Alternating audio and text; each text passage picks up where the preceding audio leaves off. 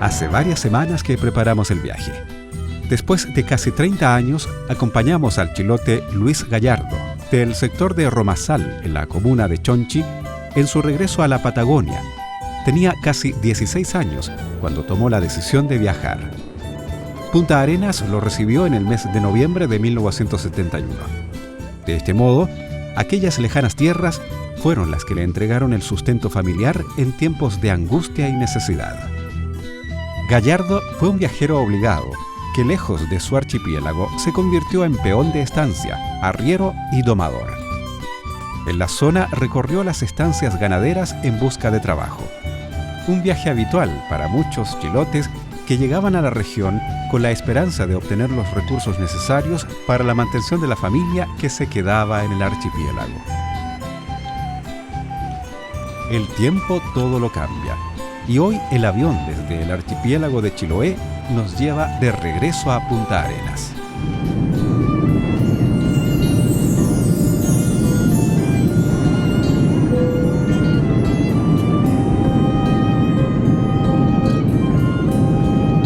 Es muy emocionante para mí poder volver después de tantos años, teniendo en cuenta que allá por un 4 de octubre del año 1986 logramos volver a la isla con 3 caballos y un perro.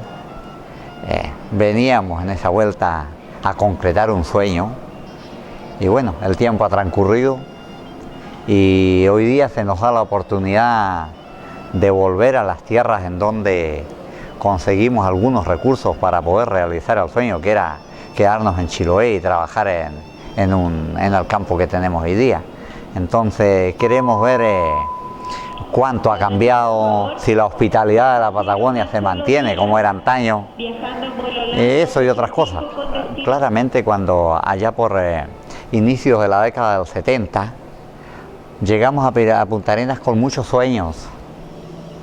Y en realidad la idea nuestra, dentro de nuestros sueños, era llegar a Argentina, a Río Grande, frigorífico CAP, que de acuerdo al cambio, moneda chilena, moneda argentina, permitía ganar un sueldo decente. Sin embargo, por mi corta edad y el ser enjuto, el ser delgado, no logré llegar hasta allá.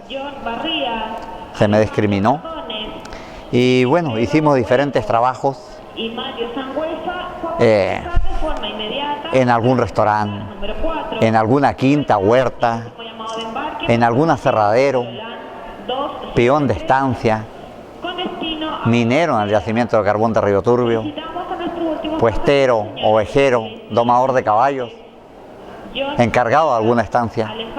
Y bueno, a la hora de domador de caballos, en realidad lo mío era por una necesidad, era un trabajo, no era un jineteo. Sin embargo, el tema de los caballos nos sigue impresionando, nos sigue gustando, llamémosle así. Es por ello que nos gustaría llegar a la jineteada de Cerro Castillo. Es todo un sueño, esperemos que se concrete en esta oportunidad.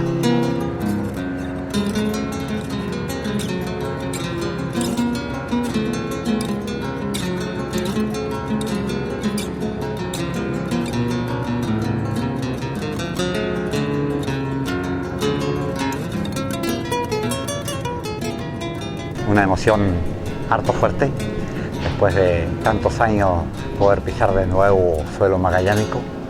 Y bueno, estamos contentísimos y esperamos en estos días de permanencia en Magallanes, en Patagonia, poder conversar con amigos de antaño que nos permitan recordar tiempos idos y pasarlo bien en conjunto. La capital de la región, Fuerte Bulnes y Puerto Natales son los objetivos de este viaje, pero más allá de estos lugares con marcada presencia chilota, está el profundo deseo de llegar a la comuna de Torres del Paine para observar las jineteadas nocturnas en Cerro Castillo. Bueno, en realidad, la última vez que vengo a Punta Arenas en el Navarino hace tantos años. El viaje duro, pesado, el Golfo de Penas, bravo. Así que esta vuelta en avión ha sido espectacular, tan rápida, en un pestañeo estamos en tierras patagónicas. Y bueno, de nuevo estamos acá, así que contento de lo menos que se puede decir, las cosas se van a ir dando a medida que transcurra el tiempo.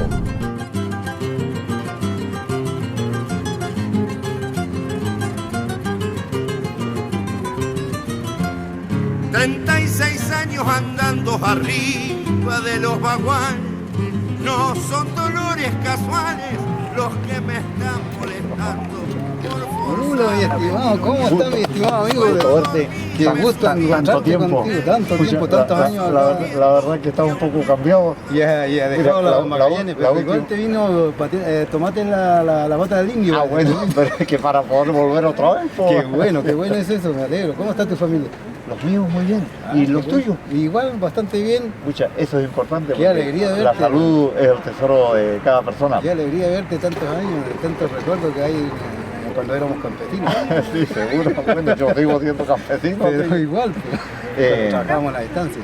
Sí, seguro. Eso recuerdo tantas veces pasar a tu puesto donde estabas ahí y siempre bien atendido, así que... Yo me acuerdo cuando andabas a caballo, avanzando a caballo. Esos son los grandes recuerdos. Escucha, la verdad es que cuando tú me mencionas lo del avance de caballo, sí, justamente una de las razones más importantes es que estamos acá. O sea, siempre soñé con volver a Magallanes, pero ahora pretendemos ir a la jineteada de Cerro Castillo, que va a ser en días próximos. Ya, esperamos llegar para allá. Yo creo que la próxima semana, hasta el fin de semana, está la jineteada en Castillo. Claro, es lo que nos han dicho. Bueno, sí, esperamos disfrutar recordando tiempos idos. Muy bueno, porque bueno que en la Patagonia el clima te está recibiendo con un poco nubloso, pero está con calor. Afortunadamente.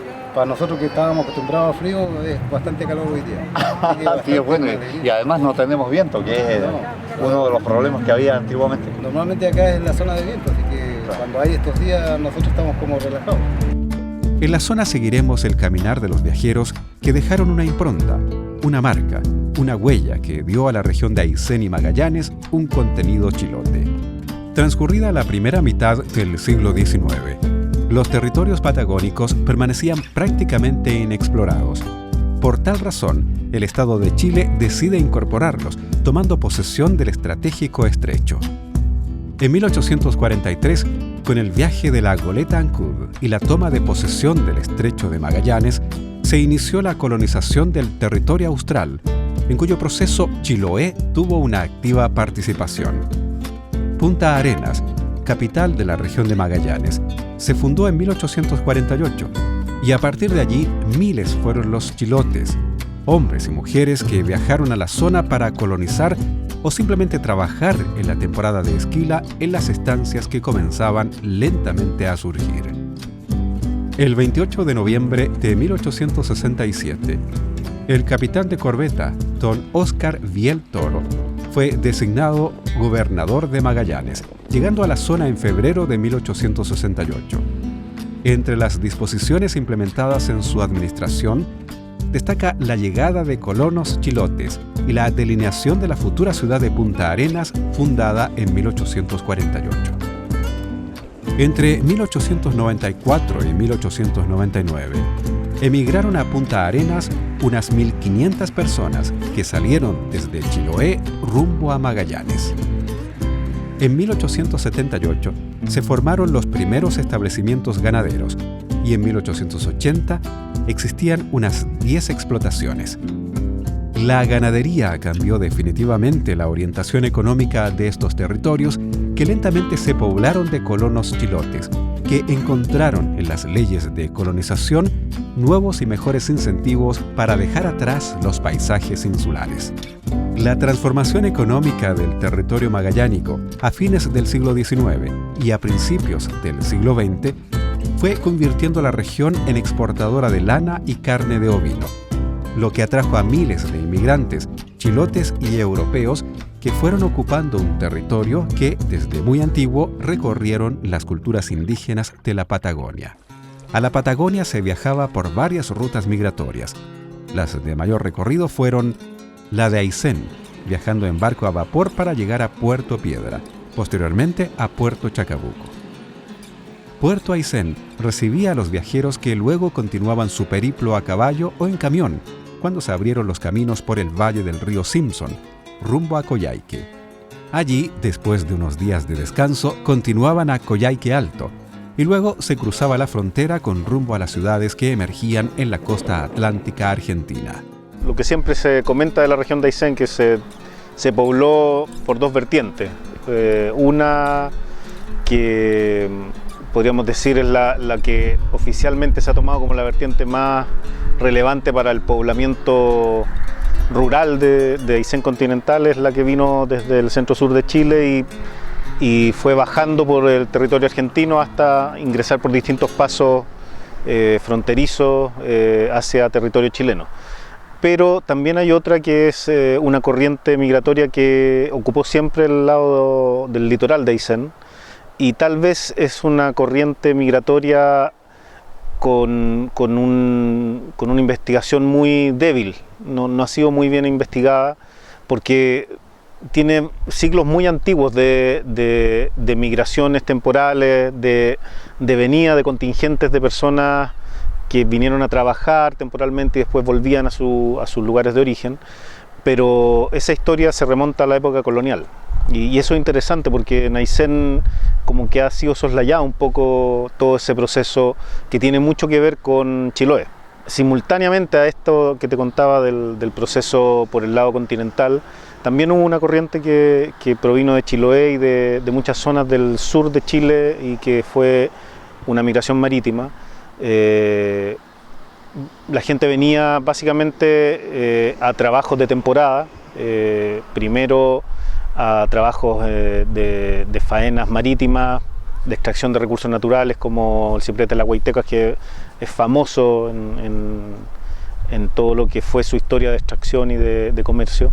También vinieron a faenas de caza de lobos, también vinieron a faenas de marisco y de pesca, y muchas de esas familias se fueron quedando en algunas islas del litoral y luego pasaban al continente también a poblar, a buscar campo o directamente a seguir buscando otras fuentes de trabajo.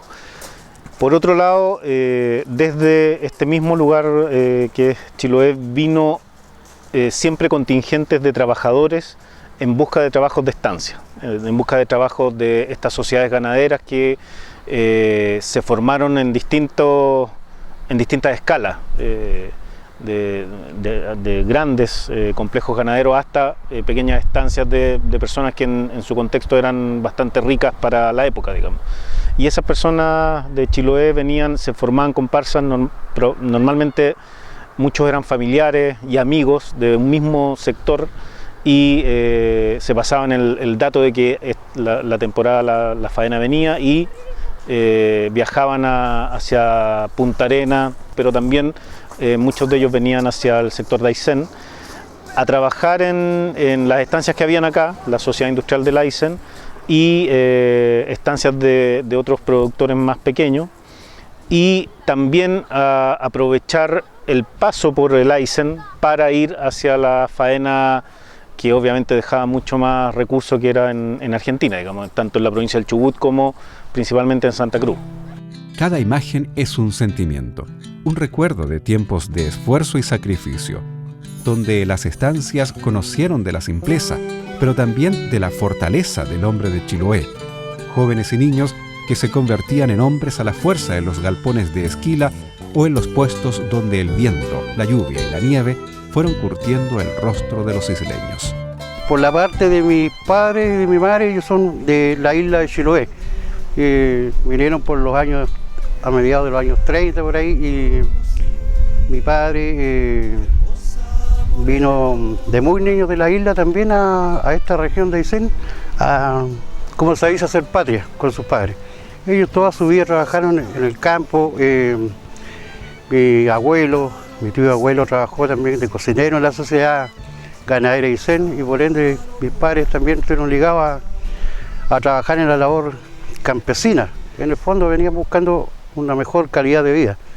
Mi padre hizo servicio militar acá en la región de Aysén y ellos se quedaron en esta región, no volvieron nunca más a su pueblo de origen, como se puede decir, y yo creo que toda la familia, los hijos también que han venido de la isla, muchos de ellos tal vez no volvieron nunca más, se quedaron y murieron acá en esta región. El tío abuelo que tengo, que ya falleció, fue cocinero, digamos, de la sociedad ganadera Aysén, tuvo prácticamente toda su vida trabajando acá en esta región, y tal vez muchas veces pasó por esta casa grande, que es una casa patrimonial, una de las tantas que hay en esta región. Tal vez muchas veces él pasó a cobrar su sueldo acá en esta casa. Por lo que me contaban allá, la vida de Chiloé es muy difícil, en esos años muy difícil, muy sacrificado. Y también para poder vestirse, porque el sistema de vida dice que igual allá en la isla muchas veces los zapatos no se conocían. Y si bien es cierto, acá en la región de Aysén, yo creo que se enamoraron de esta región por razón por la cual mucha gente viene a esta región y se queda acá. Sus paisajes, su forma de vida, todo, me da la impresión de que ese fue el encanto que ellos tuvieron acá.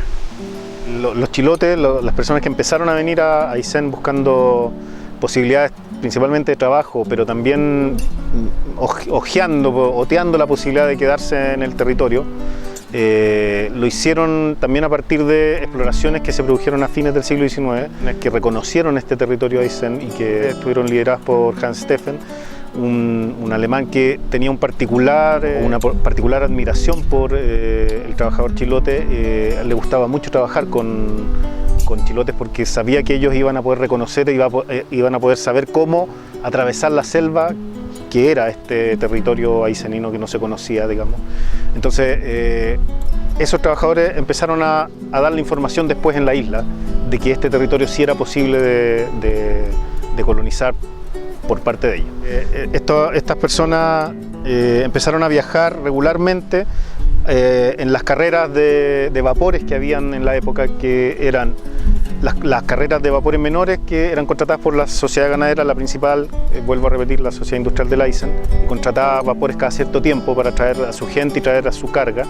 En esa viajaba contingente de trabajadores chilotes, y con los años, digamos ya la década del 30, década del 40, cuando comenzaban a atisbarse un pequeño desarrollo de poblaciones concentradas, que era Puerto Aysén por un lado y Coyhaique por otra.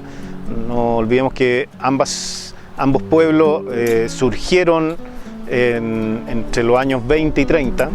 Ya para esa fecha la gente empezó a viajar en carreras más regulares de vapores que venían con itinerario hacia este territorio, y también en las carreras regulares de vapores que iban al territorio Magallanes o a la provincia de Magallanes, que regalaban algunos en esta zona. A pesar de los sacrificios y sufrimientos de los primeros colonizadores de la zona, la ocupación continuó su marcha. A Puerto Aysén se viajaba en la línea de vapores regionales, donde los nombres de Trinidad, Alondra, Taitao y Atlas se hicieron comunes. Mucho antes navegaron por sus aguas el Chacao, el Patagonia, el Yates, el Colo-Colo, el Imperial y el Guandab.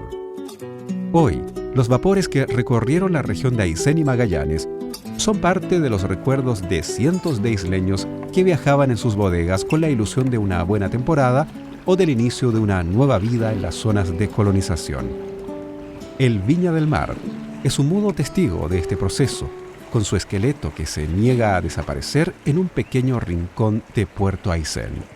Los que llegaban a Aysén por mar llegaban a Puerto Aysén primero, hasta que ese puerto ya no pudo recibir más barcos por el embancamiento del río, que se inició más o menos en la década del 50 y finalizó en la década del 60 el embancamiento total del río. La gente llegaba a Puerto Aysén, iba después subiendo, por decirlo así, hacia la zona de Coyhaique, y luego en Coyhaique ya se iba repartiendo, o algunos salían porque tenían el dato de alguna faena en Argentina, o se iban mucho más al interior de la región a alguna otra faena, o con el dato de que había posibilidades de poblar en algún sector y asentarse como poblador rural, digamos. Lentamente el valle del río Simpson, el lago General Carrera, Río Ibáñez, Cerro Castillo, Coyhaique, Aysén, Balmaceda y Puerto Chacabuco fueron conociendo el trabajo de los chilotes que a fines de la década del 20 se habían adentrado en la zona de Balmaceda, atraídos por la colonización que desde 1910 habían iniciado grupos de chilenos procedentes de Argentina. Estos se venían estableciendo en zonas aptas para la ganadería en parajes próximos a la frontera. Hay una historia particular de este poblamiento protagonizado por chilotes que ocurre al sur de la región de Aysén, casi al final por el lado del litoral o de la costa, que es en la zona del Báquer, una concesión de tierras que se entrega en 1903 y que proyecta o se genera la fundación de una sociedad ganadera que dura muy poco tiempo, tiene muchos problemas para lograr asentarse, y uno de los hechos trágicos que ocurre en todo este fallido proceso de explotación ganadero-maderera de esta sociedad que se llama Compañía Explotadora del Báquer fue protagonizado también por personas de Chiloé, principalmente trabajadores chilotes de una zona particular que es entre Dalcagua y Castro, la mayoría, y la isla de Quinchao también, que fueron enganchados para ir a trabajar a esa zona. 1905 es lo que se estima que ocurrió el enganche.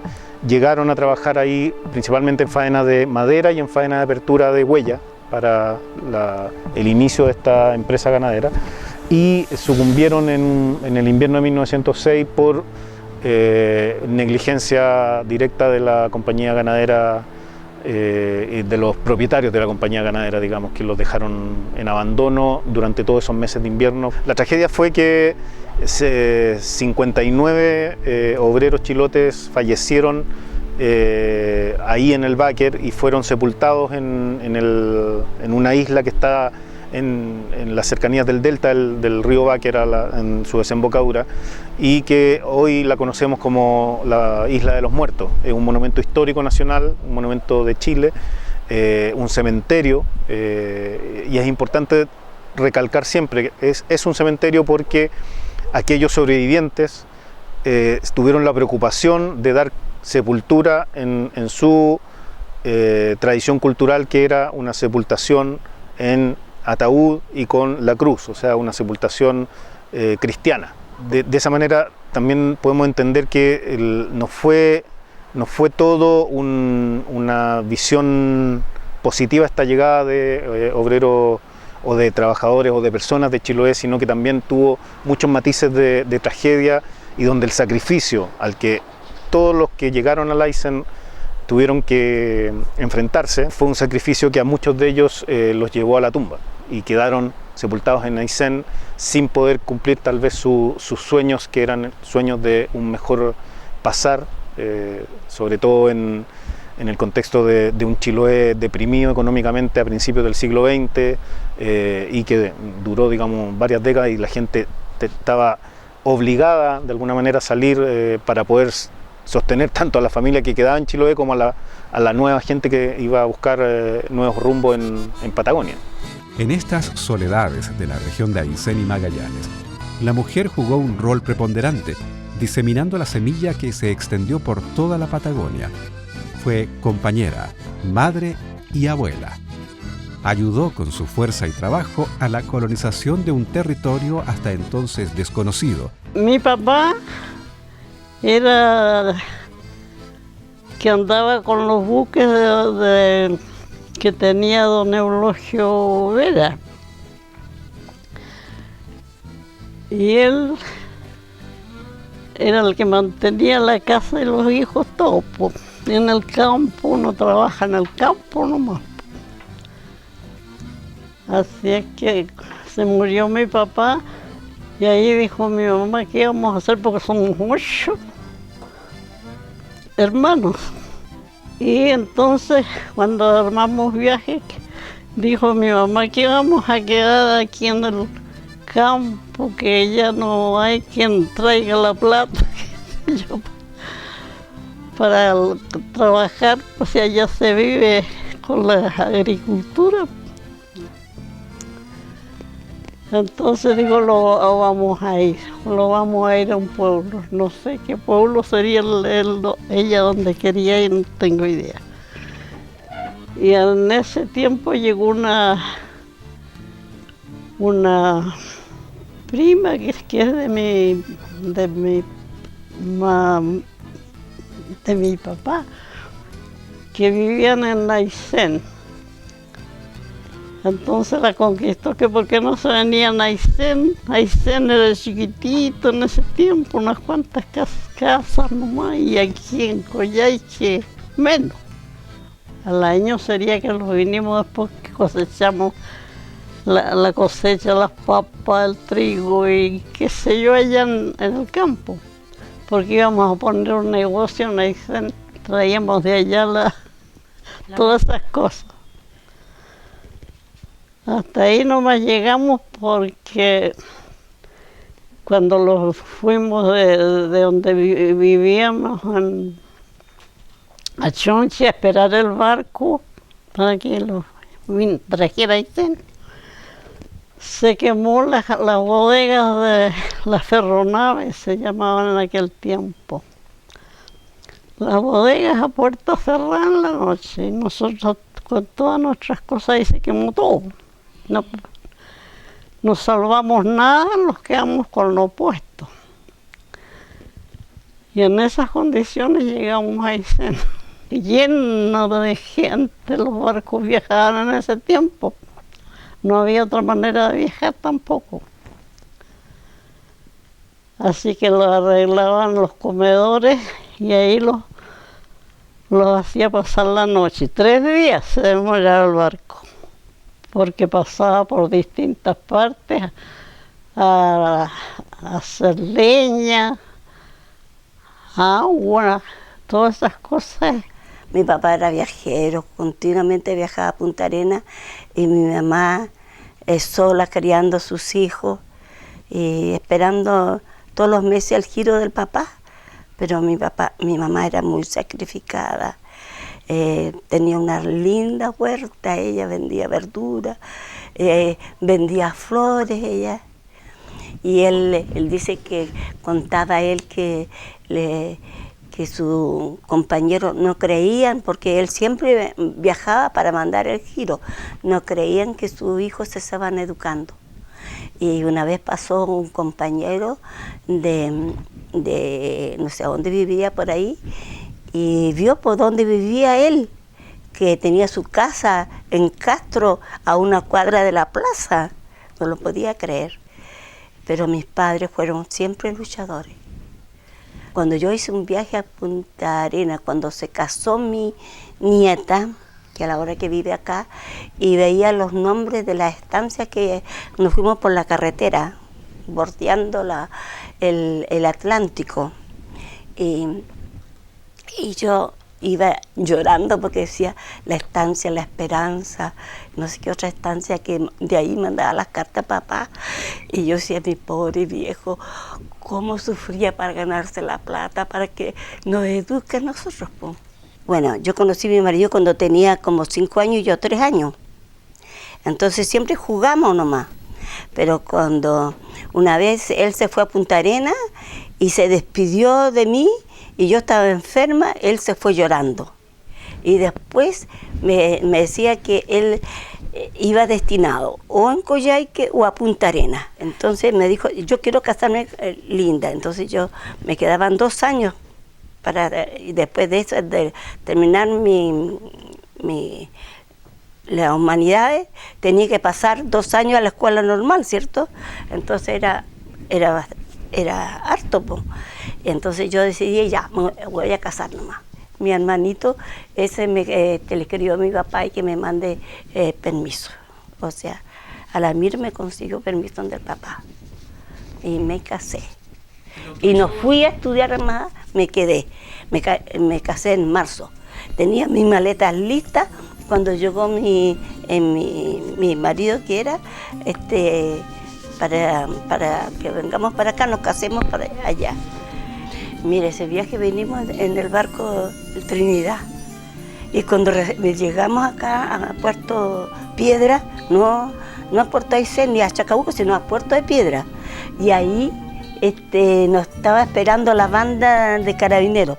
Recibía a los pasajeros con banda, porque en esos tiempos eran poca gente que venía para poblar seguramente esta ciudad. Los chilotes integran los grupos pobladores de Coyhaique en su primera fundación en Baquedano en 1929 y luego en el sitio actual desde 1939.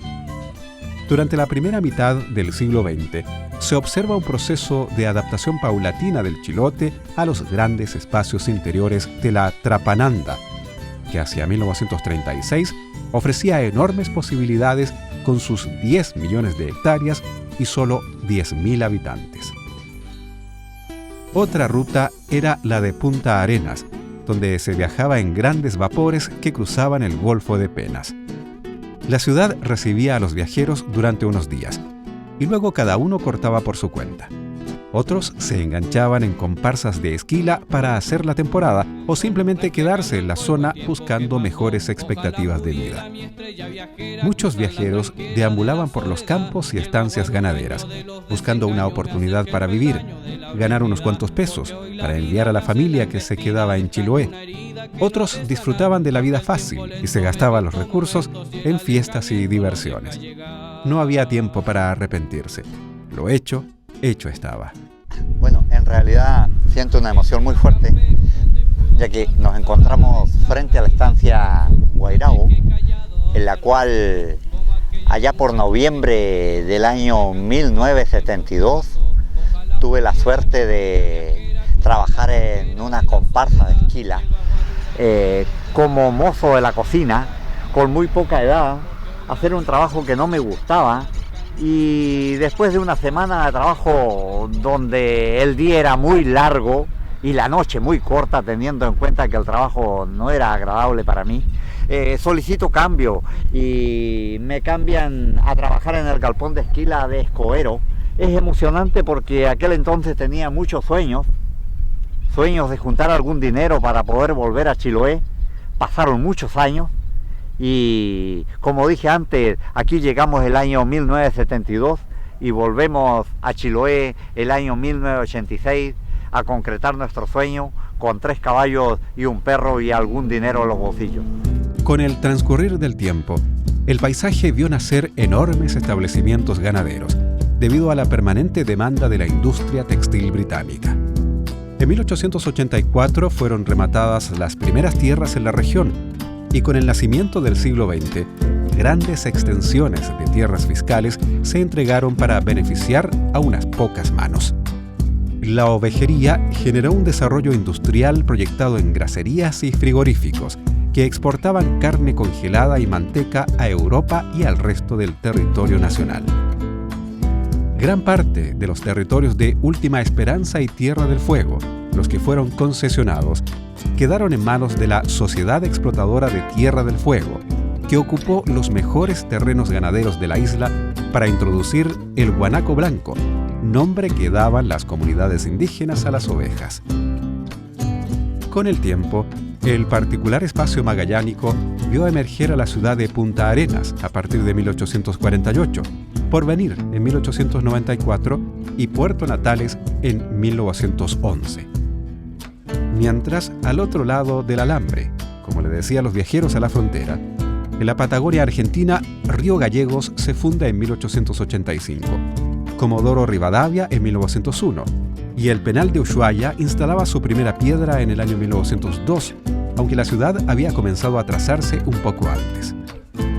Con todo, la frontera no fue un impedimento para que miles de trabajadores chilenos, y en su mayoría chilotes, durante la primera mitad del siglo XX, recorrieran la inmensa geografía de la Patagonia Argentina, trabajando principalmente en las estancias que se instalaron con capitales provenientes de Europa.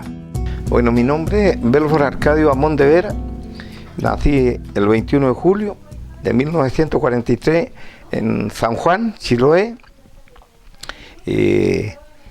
Después, más tarde, a los 17 años, vine a Punta Arenas, vine a trabajar en las empresas ganaderas de Tierra del Fuego. Entré a trabajar el 25 de septiembre de 1961 y logré más o menos como 15 años y tanto de trabajo, años redondos, en la ganadera Tierra del Fuego. Después, más tarde, bueno, fue cambiando de nombre, lo que era, primero se llamaba Explotadora, después se llamaba Gringo Duro, después se llamaba Estancia Ganadera de Huasi Jarbo.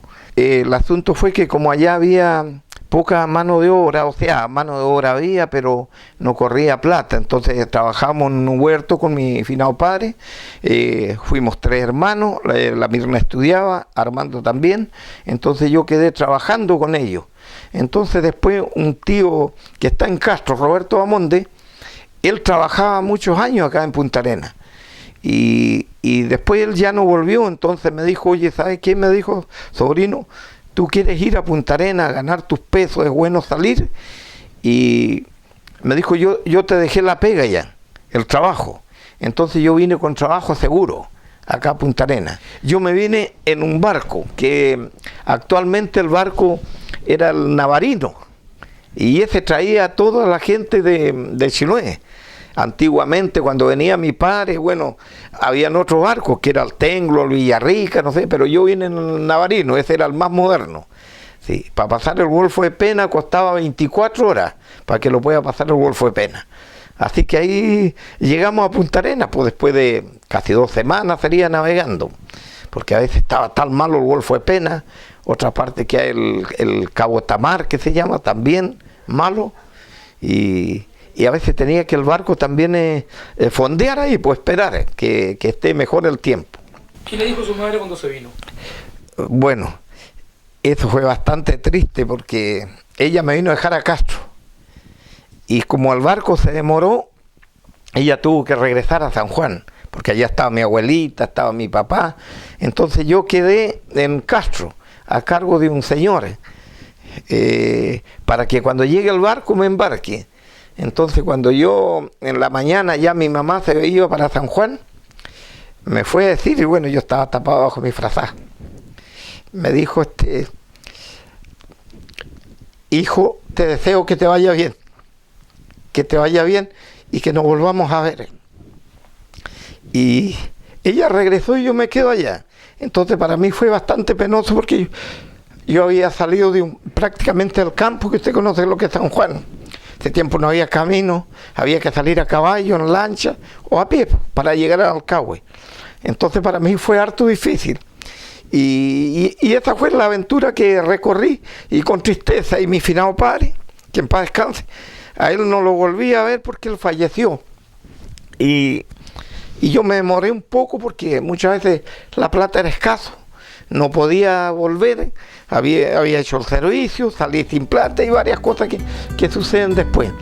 En gran parte del siglo XX, el desarrollo de la ganadería lanar en la región de Magallanes fue de un florecimiento permanente, la gran época de las compañías explotadoras y de las sociedades ganaderas, con importantes estancias que eran dirigidas en su mayoría por administradores y capataces extranjeros. Hoy, recorrer estas dependencias es volver a una época donde en los galpones de Esquila se mostraba el esfuerzo de los isleños. En la actualidad, muchos establecimientos ganaderos se encuentran en franco deterioro, como testigos de tiempos pasados. Uno de ellos, la ex estancia Oasis Harbor, conocida en la región como Gringos Duros, es una de las más antiguas de Magallanes. Allá por el año 1878, los señores Reinhardt y Roy pusieron ganado lanar en esos campos. En 1903, los campos fueron adquiridos por la Sociedad Ganadera de Magallanes. La estancia tenía una extensión de 185.000 hectáreas de campos, los que estaban divididos en 67 potreros que mantenían 130.000 lanares, 500 vacunos y 250 caballares. Su producción de lana en 1918 alcanzó los 360.000 kilos. Con Luis Gallardo compartimos unos momentos en las dependencias y el galpón de Esquila de Oasis Harbor. Es un reencuentro con los recuerdos que nos hablan del sacrificio de sus coterráneos, que entre peinazos y vellones fueron construyendo su propia historia. En este momento nos encontramos en la que fue la estancia Oasis Harbor o Gringos Duros, en donde estamos viendo el galpón de Esquila. Como ustedes pueden ver, un galpón muy grande, donde habían 32 guías para esquilar. Como ustedes pueden ver, los animales salían por aquella puerta chica hacia los bretes, donde posteriormente se contaban al salir para saber al final del día cuántas ovejas esquilaba cada esquilador. En realidad, el estar aquí en la estancia Oasis Harbor, acá nos encontramos en la cancha de Esquila, me trae recuerdos muy importantes para mí, porque tuve la suerte allá por el año 76, cuando llego a trabajar acá, que el primer día de trabajo estaban en la Esquila Chica y me envían a recoger las guatas acá. La verdad que no me sentía muy a gusto, yo quería un trabajo más fuerte. Y bueno, en realidad esto operaba de la siguiente manera. Como ven, la transmisión está acá, algo queda de la transmisión. Acá hay una guía también, ¿ya? Acá hay una guía. Está faltando parte de la guía y obviamente la manija, en donde el esquilador actuaba de esta forma. Tenía su máquina acá, ¿verdad? Y acá al frente, en estas puertas, hay un brete, y dentro de este brete estaban los animales, en donde entraba el esquilador, elegía el animal que estaba más a mano, lo sacaba en los pulsos así, lo sentaba acá, y obviamente después de arreglarlo tomaba la manija y comenzaba a bajarle el pecho, normalmente las manitos, para posteriormente continuar esquilándolo. En realidad había veces en que todos los esquiladores que esquilaban acá, que como ustedes ven es una cancha muy amplia, al parecer tenía algo así como 20 guías por lado. Esta es larguísima hasta el fondo, ya es larguísima, como pueden ver. Había veces en que todos los esquiladores largaban la oveja al mismo tiempo, y aparte del que recogía las guatas, como decía, que era mi caso, también estaban los velloneros que recogían el vellón para llevarlo a la mesa, que la tenemos acá. Esta es la mesa, en donde el vellonero venía de este lado y con su vellón lo tomaba más o menos así, lo extendía, quedaba extendido como una sábana. Acá estaban los meseros. Los meseros sacaban la parte que no corresponda a la parte, seleccionaban el vellón, ¿verdad? Sacaban los pedazos que los tiraban acá, a estos canastos, puede llamarse así, ¿ya? Lo tiraban acá y se arrollaba el vellón para llevarlo a un lugar allá al fondo, por ejemplo, a un lugar como por acá, ¿ya? Donde posteriormente iban a dar a la prensa. Acá tenemos la prensa, ¿ya? Tiraban los vellones adentro. Aquí había 2 prenseros, o 3 en algunos casos, ¿ya? Que llenaban primeramente este cajón, al cual se le colocaban unos alambres. Posteriormente se llenaba este cajón, que acá tenía este fierro, más o menos acá, y vía esos cables comenzaban a darle, a tirarlo, a girarlo, hasta subir este cajón, pegarlo acá, ¿ya? y posteriormente se empezaba a bajar con esta palanca. Con esta palanca que enganchaba allí, por ejemplo, y se iba para abajo. ¿Ya? Más o menos así. Eso. Hasta que posteriormente salía el fardo listo. ¿Ya? Este era un trabajo muy pesado de los prenseros. Pero en realidad yo recuerdo que por aquel entonces un prensero, según el convenio de trabajo, ganaba como el segundo esquilador. Era un trabajo muy emocionante, donde muchas veces los esquiladores se corrían. Cuando digo se corrían, era en que se trataba de quién saca más animales. Sabemos que gran parte de lo construido en Magallanes fue a costa del esfuerzo de los chilotes. Obviamente ellos ganaban su platita, pero era solo para valientes antiguamente. Hoy día, como todo puede verse, es más fácil. Ah, la faena esquila era preciosa, la faena esquila. Hoy día casi ya no he visto lo que se hacía. A ver, en la ganadera Tierra del Fuego tenía 200, la pura estancia, le voy a nombrar yo otra vez, 280.000 animales. Imagínense, 60.000 corderajes, 50.000 el monte gallina, y el resto era para esquilar. 2, 3, 4 meses duraba la esquila, porque venía gente especial de Chiloé a esquilar, y había la esquila grande, después ya venía la esquila de ojo, la esquila de parto para las ovejitas cuando iban a parir. Entonces había años redondos, había el trabajo para la gente. Pero de ahí, buenos esquiladores, todos chilotes, ¿eh? La explotadora Tierra del Fuego hacía la esquila con toda su gente. Venía gente de Chiloé, de Osorno, Puerto Montt, de la Argentina, a esquilar en todos los galpones, pues de esquila. Punta Delgada, María Cristina, Josefina, San Gregorio, Fento, en todo eso venía a esquilar los esquiladores. Pasaban meses esquilando, pues. Meses, no como ahora que hay comparsa y dura 2 días la esquila. Se habla, por ejemplo, de la estancia más grande del mundo, la de Punta Delgada, que tenía cualquier animal. Hoy día se llama Bernardo O'Higgins porque esa estancia fue loteada el año 77. El 68 fue loteada esa estancia. Y muchas estancias fueron loteadas, entonces resulta que después la gente quedó sin trabajo. Por ejemplo, Guaciaro, Fento, María Cristina, Avelina y varias estancias.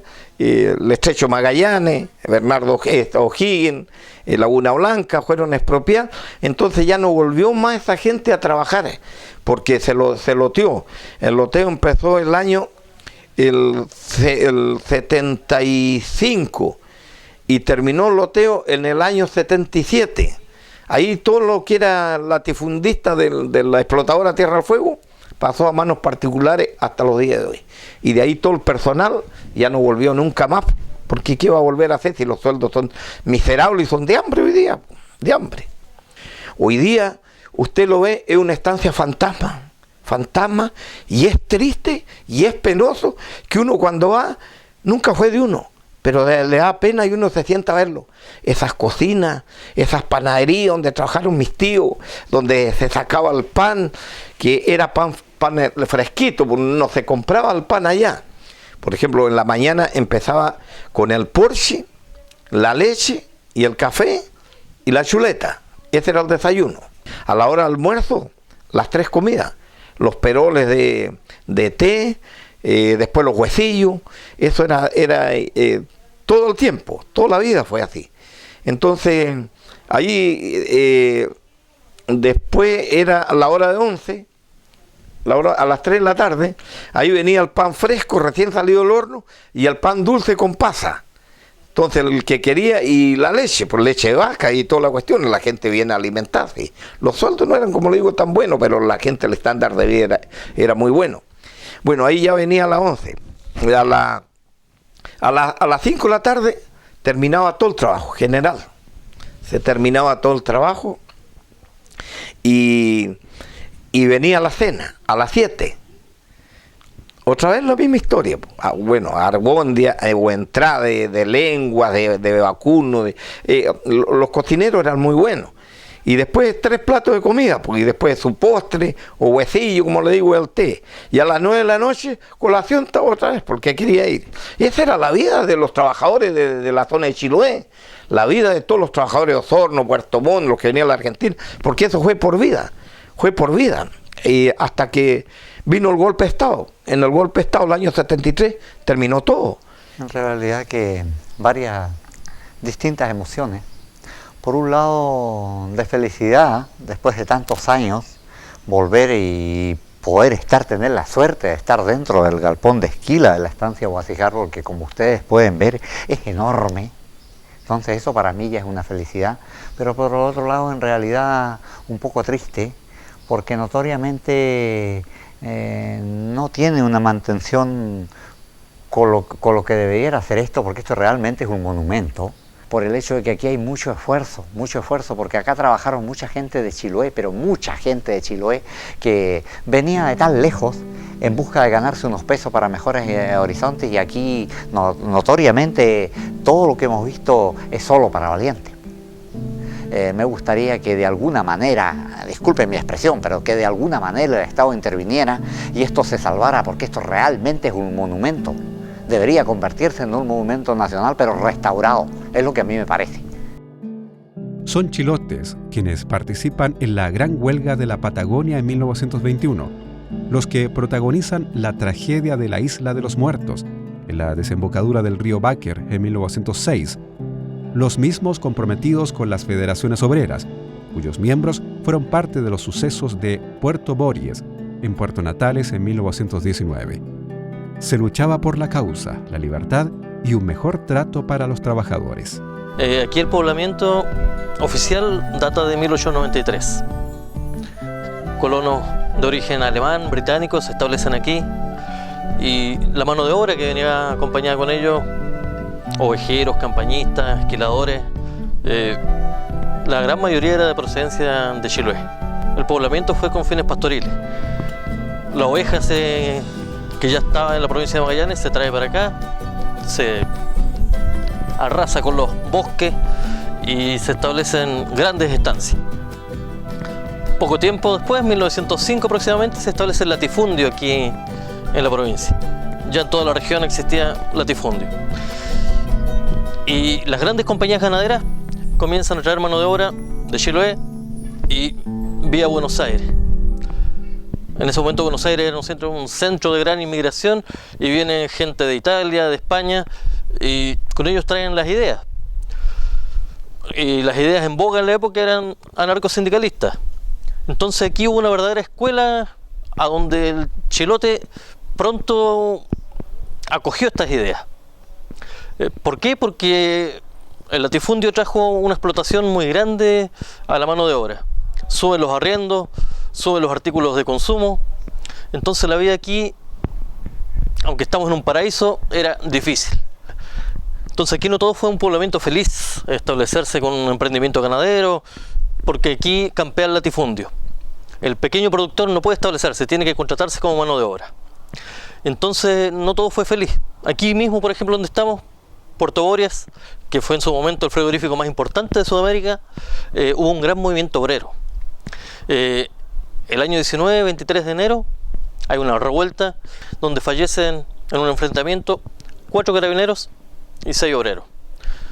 Hoy día tenemos la certeza, por las investigaciones documentales que se han hecho, que por lo menos 2 de los 6 obreros fallecidos eran de origen chilote.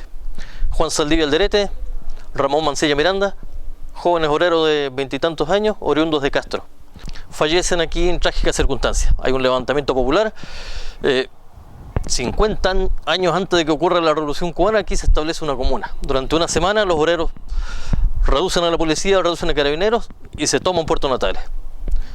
Y se organizan espontáneamente. Patrullas de la Cruz Roja cuidan la ciudad, el orden público, y fue algo inédito en Chile. Y el gran actor de todo esto, la masa obrera, en su gran mayoría era originaria de Chiloé, que pronto, como les digo, aprendió la ideología anarcosindicalista y se rebela contra la explotación. Conocida la historia del poblamiento de la región y los sucesos de Puerto Bories, hechos históricos que reflejan tiempos duros y de sacrificio, comprendemos que la colonización de la zona demandó notables esfuerzos de hombres y mujeres que compartieron penas, sufrimientos y alegrías. Ahora nos dirigimos a Cerro Castillo, una pequeña villa ubicada en las cercanías de Puerto Natales que marca el final de nuestro viaje. En el lugar asistiremos a las jineteadas nocturnas que organiza la Municipalidad de Torres del Paine. En el campo de jineteada, donde asiste muchísimo público, observaremos este deporte ecuestre característico y tradicional de Argentina, Paraguay, Uruguay y sur de Brasil, que integra la cultura gauchesca de estos países.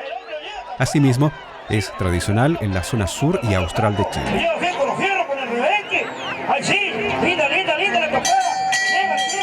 Comienza la actividad de la jineteada en cualquier momento. Vamos a tener la monta de los carneros. Se viene la prueba del chancho encebado. Así que tenemos mucho que recorrer en esta tarde. Así que mientras tanto, le vamos a dar un descanso a los payadores. Yo me quedo con mi amigo Yayo en el sonido. Música de fiesta, música de ambiente, Yayo. Villa Cerro Castillo es la capital de la comuna de Torres del Paine. Se ubica a 63 kilómetros al norte de Puerto Natales. Cuenta con una población aproximada de 500 habitantes, quienes en su mayoría desarrollan labores ganaderas. Gran parte de sus construcciones datan de principios del siglo XX y pertenecieron a la ex estancia Cerro Castillo, considerada la más extensa de la parte continental de la región, lugar que conserva costumbres y tradiciones de una zona gaucha donde la frontera es tan solo un espejismo en la inmensidad del espacio patagónico.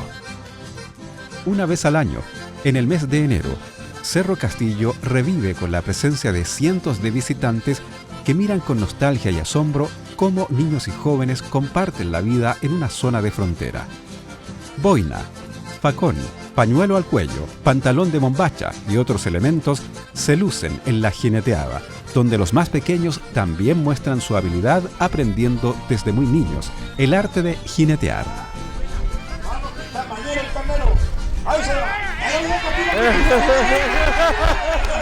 Lo venía castigando lindo con el rey, que aplaude el paisanito. Cruzó Rebeca con la altura de la cabeza, está pidiendo el carnero. Se le fue al piso el carnero. El hombre no lo pudo levantar con la rienda. Bueno, trajo a su hermano, me dice, lo lleva castigando bonito. Va a salir en el copado nuevamente, mira. La sigue peleando, arriba. ¡Tiempo!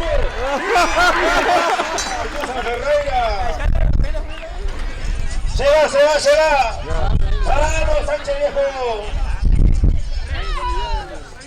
Va bien pinchado con escuela, Rocha no va. Lo lleva. Por ahí pasa que el pichoncito Sánchez, la fuerza, el aplauso. Se va.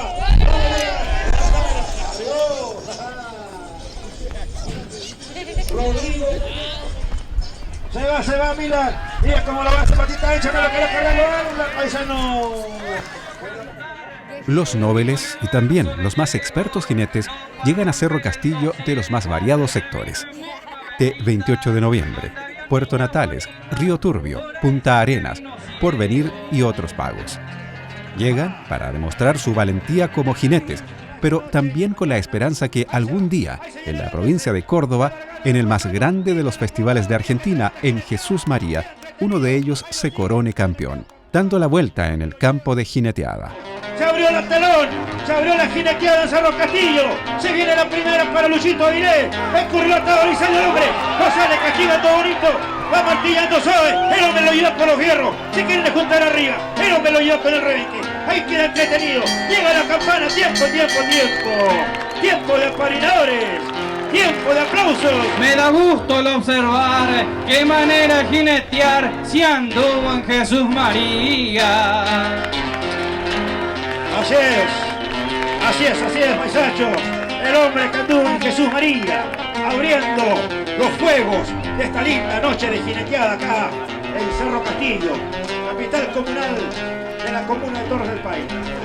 Vamos a ir convocando los siguientes jinetes que vayan preparando las pillas y se vayan acercando A los palos, se va el Carlito, comienza el tiempo, lo sigue picando lindo, lo bien sentado en los gastos el paisano, se va entreteniendo sobre el reservado, qué linda jineteada, se juntan arriba, el hombre lo sigue llevando, ay, ay, ay, se le queda sentadito atrás, los riñones, el hombre lo lleva nuevamente, tiempo de campana, tiempo de aplauso, adelante payador.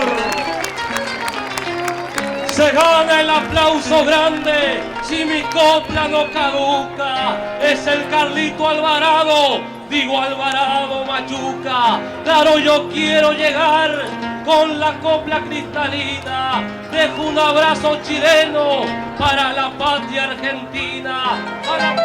Ahí sí, bien parado el reservado, el hombre pidiendo caballo, levanta el rebenque ante la gente, le pega el enganchón, sale saliendo, está buscando el público, guarda, viene a saludar, guarda compañero, el hombre lo llega tampado, sigue tirando, ya buscando el fondo del campo, lo lleva bien con los fierros, con el rebenque, ahí sí, linda la campana, llega la campana, muchachos tranquilo, a cuidarse nomás esta noche, mañana. El deporte consiste en que el jinete debe sostenerse por entre 6 y 15 segundos sobre un potro o bagual.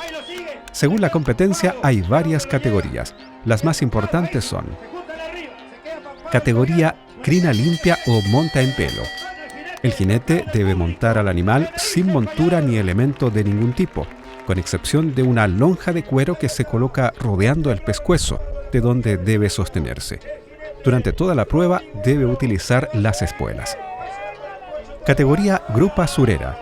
El jinete debe montar al animal con un cuero de oveja ajustado por un cinchón como montura y riendas, las que deben ser sostenidas por una mano, mientras que con la otra debe sujetar el rebenque.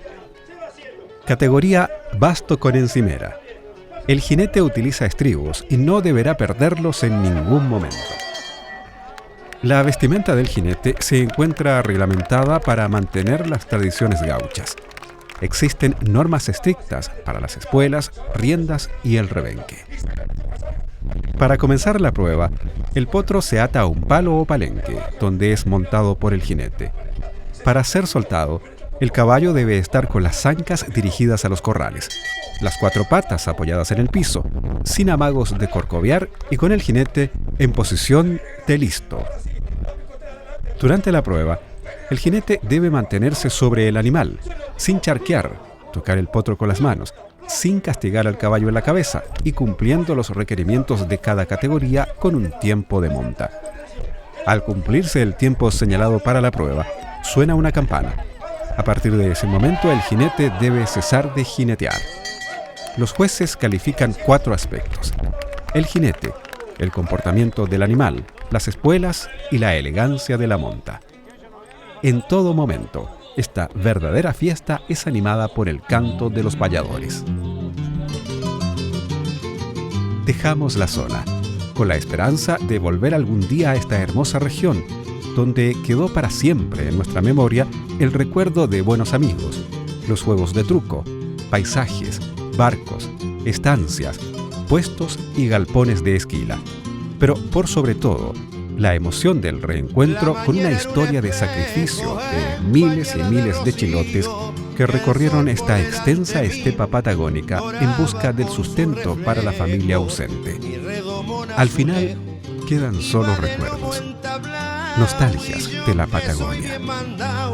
Para no contradecirlo, lo convidé con un chirlo a sacarse el entripado. No tuve intención de soltarlo, pa' no zancochar la masa. Y aunque a cualquiera le pasa, pensé con rabia y vergüenza que sería mi peor ofensa volver a pata las casas.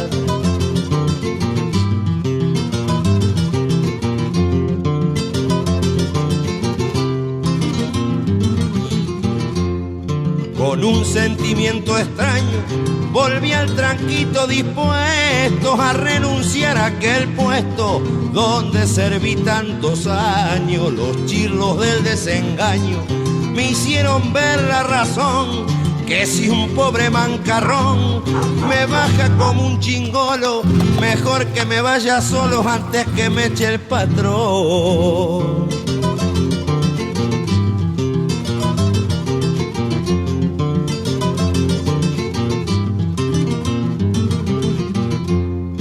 con la cabeza agachada, solté al campo al azulejo y derrotado como un viejo, lo seguí con la mirada, cuando en una retosada pegó 4 o 5 botes, moqueando como un pavote, me resigné convencido que con 60 cumplidos yo ya no estoy pa' esos trotes, cuando el tanque del molino me retrató a la pasada, me vi la frente arrugada y los bigotes barcinos. Ahí comprendí mi destino y como último consuelo le pedí a mi Dios del cielo, si no era mucho tal vez me dé una linda vejez pa' ser buen padre y abuelo.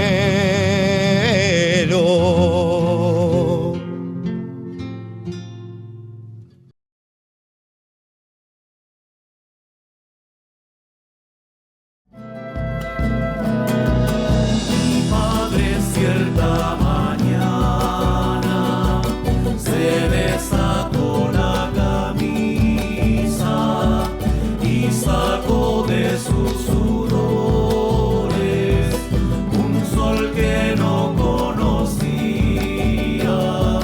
y habló de un Chile de antaño, de esa patria fragmentada